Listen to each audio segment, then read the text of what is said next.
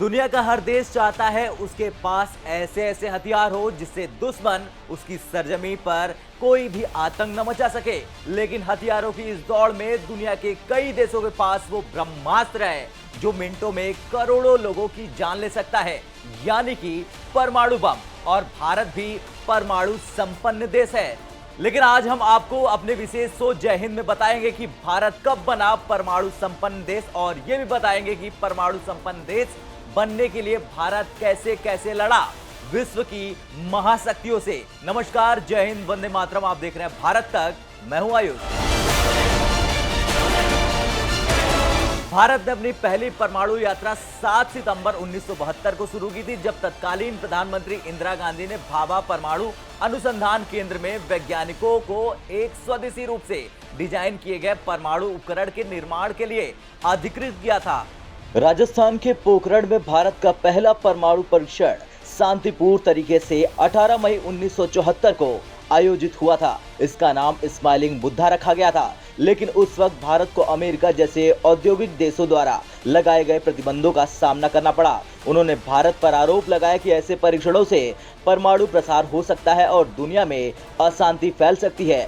इसे पोखरण 1 के नाम से भी जाना जाता है।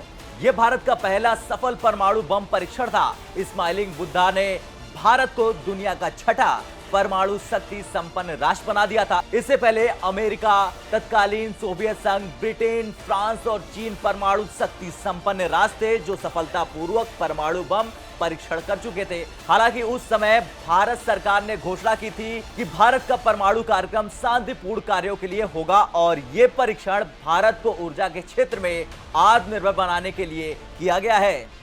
बाद में 11 मई से 13 मई 1998 को भारत ने 5 और भूमिगत परमाणु परीक्षण किए और भारत ने स्वयं को परमाणु शक्ति संपन्न देश घोषित कर दिया।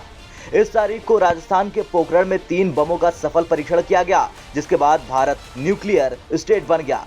11 मई 1998 का दिन भारत के लिए यादगार बन गया। ऑपरेशन शक्ति के तहत किए गए इन परीक्षणों के जरिए भारत ने अटल इरादों का परिचय देकर सशक्त भारत को और बुलंदी दी थी। पोखरण परमाणु परीक्षण के मिशन का नाम ऑपरेशन शक्ति था। इस मिशन में अहम भूमिका निभाने वालों में तत्कालीन पीएम अटल बिहारी वाजपेयी के अलावा तत्कालीन रक्षा मंत्री जॉर्ज फर्नांडिस और पूर्व राष्ट्रपति एपीजे अब्दुल कलाम थे।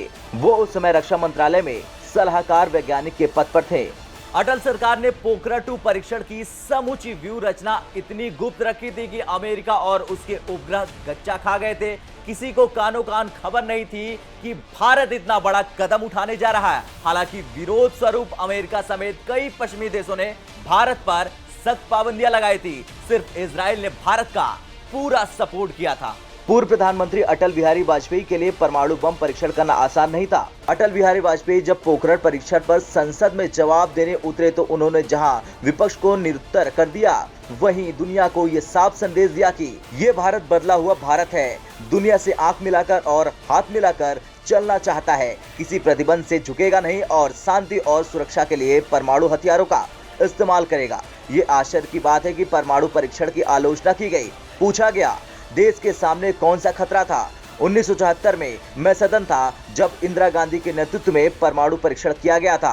हम प्रतिपक्ष में थे, लेकिन फिर भी हमने स्वागत किया था क्योंकि देश की रक्षा के लिए परमाणु परीक्षण किया गया था। क्या मुझे कोई बताएगा उस समय कौन से खतरा था? क्या आत्मरक्षा की तैयारी तभी होगी जब खतरा होगा? अगर तैयारी पहले से हो तो ये अच्छी बात है। जो खतरा भविष्य में आने वाला होगा वो भी दूर हो जाएगा। खैर, ये तो रही भारत के परमाणु शक्ति बनने के सफर की कहानी, लेकिन बदलते युग के भारत के साथ कंधे से कंधा मिलाकर चलना विश्व के तमाम देशों की मजबूरी बन चुकी है। भारत के आज विश्व के देशों के साथ घनिष्ठ मैत्रीपूर्ण संबंधों सहित व्यापारिक समझौते भी हो रहे हैं। भारत विश्व के देशों के साथ मुक्त व्यापार किए जाने के उद्देश्य से आगे बढ़ रहा।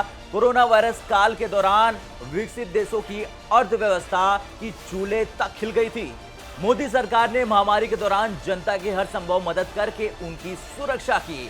भारत सिर्फ अपने देश की जनता की चिंता नहीं कर रहा, पड़ोसी देशों अफगानिस्तान, नेपाल, बांग्लादेश और श्रीलंका की मदद के लिए हमेशा आगे आया। रूस यूक्रेन युद्ध की वजह से आज विश्व के देशों में महंगाई चरम पर है। भारत खाड़ी देशों अमेरिका और रूस से अपने व्यावसायिक संबंध मजबूत बनाए हुए हैं, जिसका वो खूब लाभ उठा भी रहा है। कैसी लगी हमारी रिपोर्ट कमेंट कर जरूर बताएं। जय हिंद।